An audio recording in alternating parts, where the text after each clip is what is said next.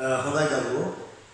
දැන් ඔබට කරනවා 10 වසරේ ඔබට මතක ඇති තුන්වෙනි වාර පාඩමක් පළවෙනි වාර තිබ්බා තුන්වෙනි පාඩම. මට ඒකේ අන්තිම කොටස ඔබට කරන්න බැරි වුණා. අන්තිම කොටස මම හිතන්නේ ඔබට කරා ආවර්තාවකුවේ ලෝහ ගැන, අලෝහ ගැන, ලෝහ ගැන කතා කරන්න බැරි වුණා.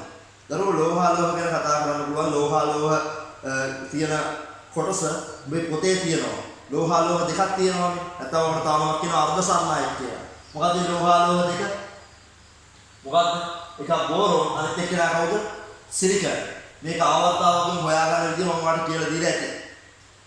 ඔබට දැන් ගන්නවා රසායනික සූත්‍ර ලියන විදිය. රසායනික සූත්‍ර. ඔබ එක එක නම් කියනෝනේ සෝඩියම් ක්ලෝරයිඩ් කියනවා. ඒ වගේම කියනවා කැල්සියම් කාබනේට් කියලා. දැන් ඔය වගේ රසායනික නම් කිව්වහම ඒවට අදාළ සූත්‍රයක් තියෙනවා. ඒ සූත්‍රය ලියන ආකාරය මම ඔබට කියලා දෙන්නම්. ඔබට මේ පාඩම කරද්දී සංයුජතාවය කියලා ඉගෙනන කොටසක්. ඔබට ඒක මතක ඇති. රසායනික සූත්‍රයක් ලියන්න දරුවෝ අනිවාර්යයෙන් සංයුජතාවය ගැන ඔබ දැනගන්න ඕනේ. සංයුජතාවය කියලා කියන්නේ මූලද්‍රව්‍ය පරමාණුවක් තවත් මූලද්‍රව්‍ය පරමාණුවක් සමග සංයෝජනය වීමේ. ඒ කියන්නේ එකතු වීමේ හැකියාව. ඒතර මොකක්ද සංයුජතාවය කියන්නේ?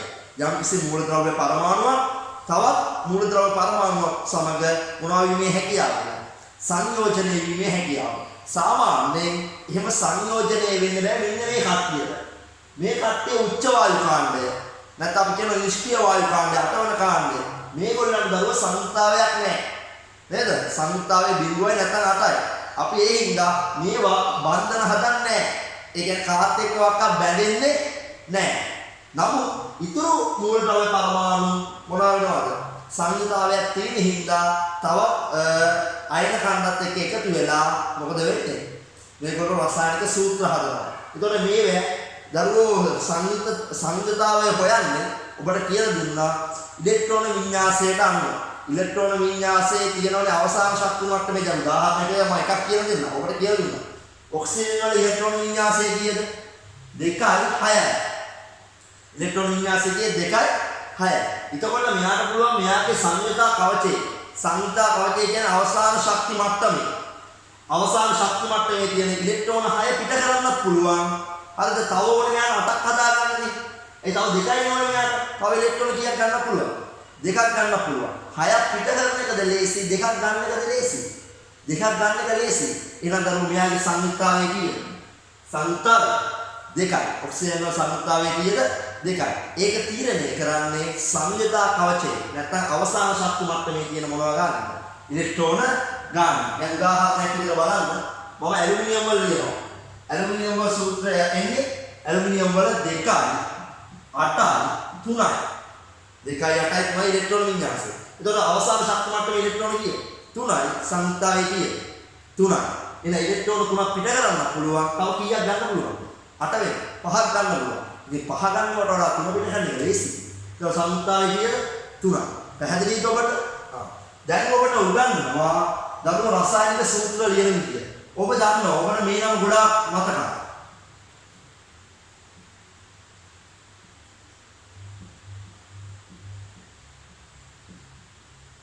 Sodium chloride. දරුවෝ සෝඩියම් ක්ලෝරයිඩ් ගත්තාම මේක හැදෙන අයන කණ්ඩ දෙකක් තියෙනවා. එකක් සෝඩියම්. අනිත් ඒ ක්ලෝරයිඩ් කියවම ක්ලෝරින්. සෝඩියම් ක්ලෝරයිඩ් කියවම සෝඩියම් අනිත් එක නේද? ක්ලෝරින්. එතකොට මේවා සංයුතාවය දැනගන්නවා රසායනික සූත්‍රය ලියන්නේ. මොකද්ද සංයුතාවය? සංයුතාවය දැනගන්නත් ඔය ඉලෙක්ට්‍රෝන වින්‍යාසය දැනගන්න ඕනේ.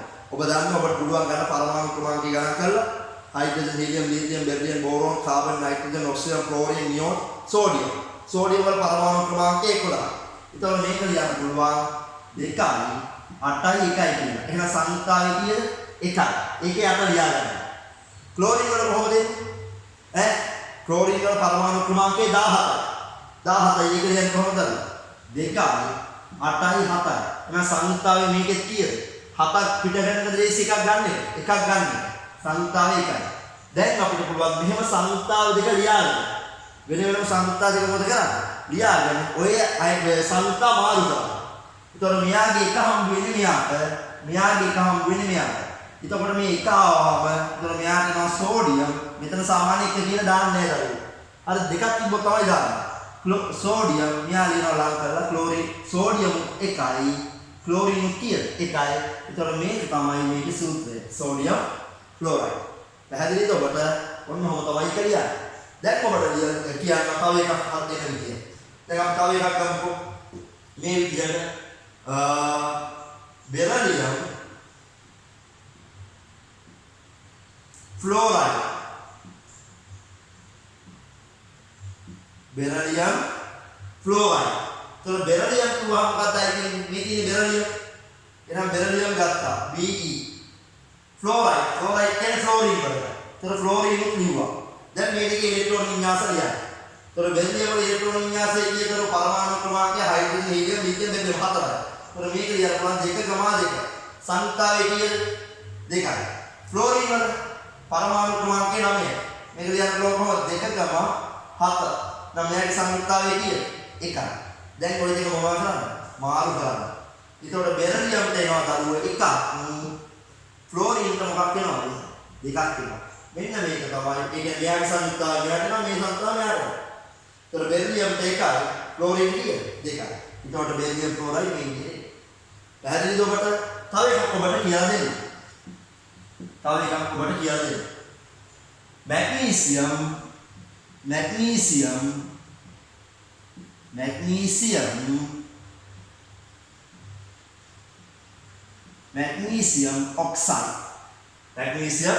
ඔක්සයිඩ්. ඒතර මෙතන මැග්නීසියම් ලියනවා. මෙතන ලියන ඔක්සයිඩ් කියන්නේ ඔක්සිජන් වලට. ඒතර මැග්නීසියම් වල ඉලෙක්ට්‍රෝන වින්‍යාසය දරුවෝ 2යි 8යි 2යි. එහෙනම් සංයුක්තාවය කීයද? 2යි. පැහැදිලිද? ඔක්සිජන් වල දරුවෝ 2යි 6යි. සංයුක්තාවය කීයද? 2යි.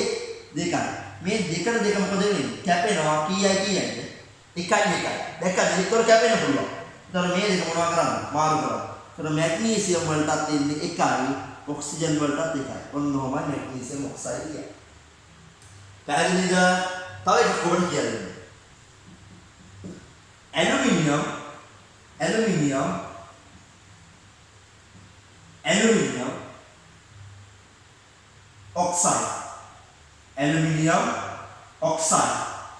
Aluminium oxide. ඒතකොට මෙතන තියෙන මොකක්ද? එකක් ඇලුමිනියම් අනිත් එක මොකක්ද? ඔක්සිජන්. ඒතර ඇලුමිනියම් වල සංයුක්තාවය කීයද? දෙක ඉලෙක්ට්‍රෝන වින්‍යාසය 2යි 8යි 3යි. එහෙනම් සංයුක්තාවය 3යි. ඊට ඔක්සිජන් වල කීයද? 2යි 6යි. සංයුක්තාවය කීයද?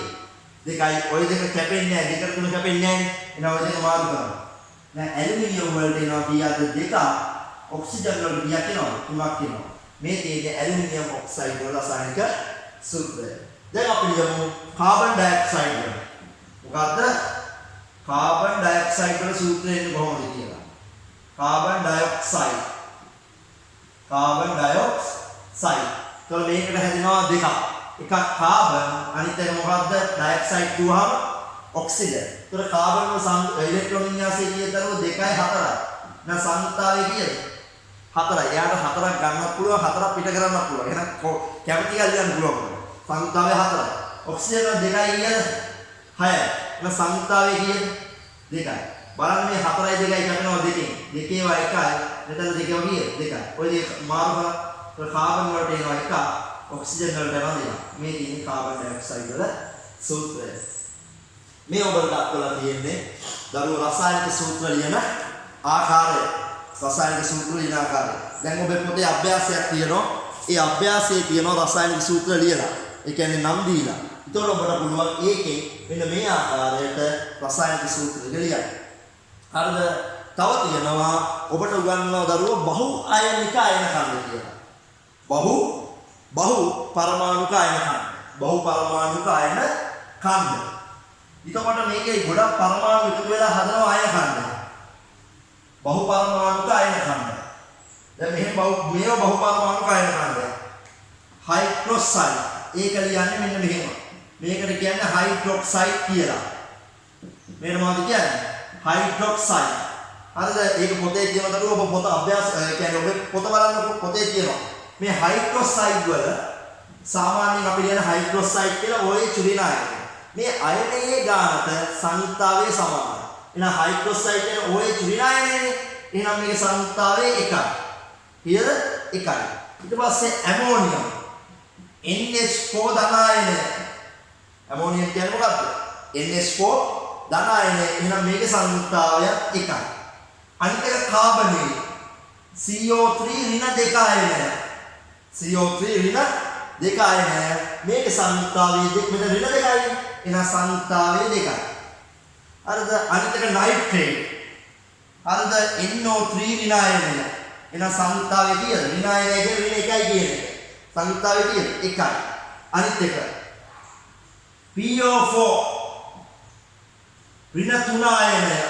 ෆොස්ෆේට්. මොකද්ද PO4 ඍණ තුන ආයනය. දරුවෝ මේකේ සංයුක්තාවය 3යි. ඒ ඍණ තුනනේ සංයුක්තාවය කීයද? සංයුක්තාවය 3යි. අනිත් එක බයිකාබනේට්. Hydrogen carbonate bicarbonate. හරිද? HCO3 ඍණ ආයනය. මේකේ සංයුක්තාවය කීයද? 1යි. හරිද?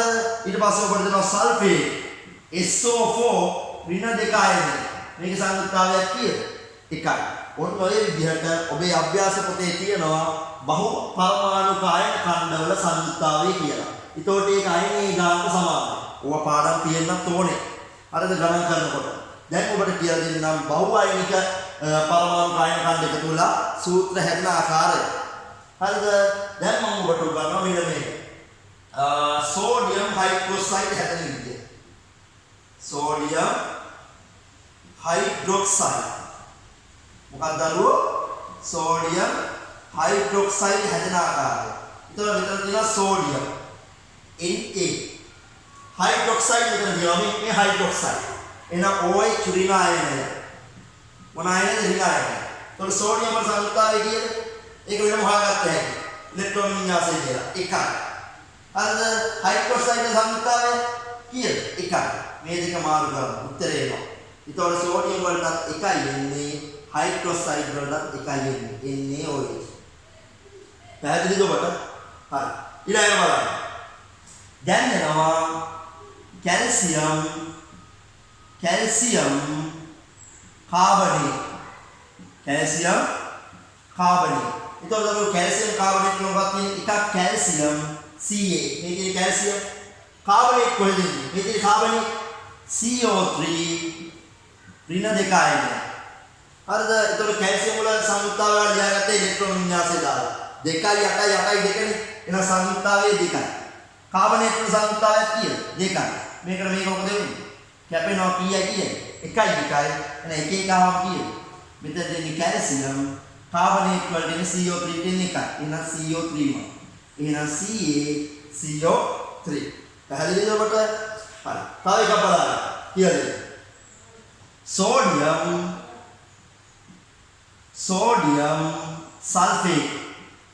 सोडियम सल्फेट तो दरो මෙතන අයන කාණ්ඩය එක සෝඩියම් තියෙනවා පරමාණුවක් සෝඩියම් සල්ෆේට් එක මෙතන තියෙනවා මෙතන සෝඩි සංයුක්තාවය දෙකයි මේ ඍණ දෙකයි කියන්නේ දෙකයි සල්ෆේට් SO4 ඍණ දෙකයි සෝඩියම් වල සංයුක්තාවය තියෙනවා මෙතනදී 2යි 8යි 1යි එන සංයුක්තාවය කීයද 1යි සල්ෆේට් වල දරුවෝ 2යි ඔය දෙක මාරු කරා तो सोडियम वल किया केනවා දෙකක් වෙනවා සල්ෆේට් වලට කියක් වෙනවා SO4 එකක් වෙනවා දැක්කද තල SO4 වල පැහැදිලිද ඔබ දැන් බලන්න ඔබට තව එකක් මම කියලා දෙන්නම් තව එකක්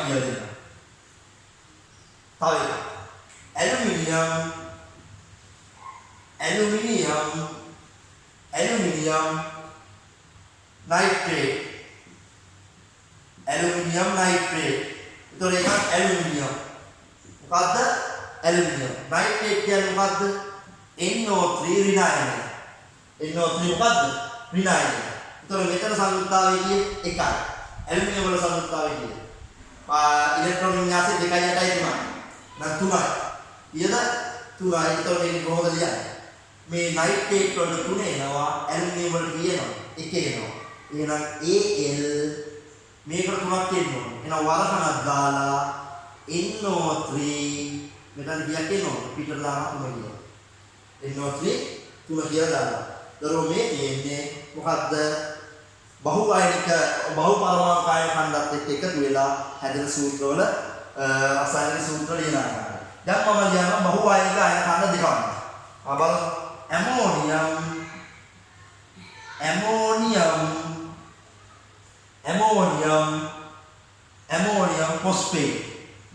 ammonium phosphate. මේ දෙකම බහුවායනික අයන කන දෙක. ඇමෝනියම් කියන්නේ මොකද්ද? දරුවේ NH4 ධන අයනය. හරිද? එතකොට phosphate කියන්නේ PO4 ධන 3 අයනය. ඍණ 3 අයනය. මෙයාගේ සංයුක්තාවය 1යි. මෙයාගේ සංයුක්තාවය කීයද? 3යි. ඔය දෙක මාරු කරාම NH4 වලට කීයක් එනවද? 3ක් එනවා. එතකොට මේක දානවා NH4 වරහණක් දාලා කීයද? 3. NH4 වරහණක් දාලා 3. PO4 ට කීයද යන්නේ? 1යි. එහෙනම් අපි ලියනවා ඒක PO4 කියලා. පැහැදිලිද? මේ තියෙන දරුවෝ අයන කණ්ඩත් එක්කලා එකතු වෙලා හදන රසායනික සූත්‍ර බහු පරමාණු අයන කණ්ඩත් එක්කලා. දැන් ඔබට පුළුවන් ඒ ගණන් ටික කරන්න. දැන් මම තව කොටසක් කියලා දෙන්න ඔබට. තව කොටසක් මෙන්න මේ ගාන ලියා ගන්න. M නම් පරමාණුවක් සාධන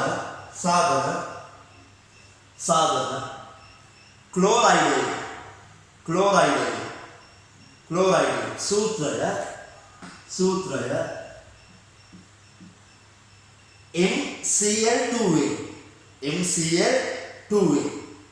MCl2A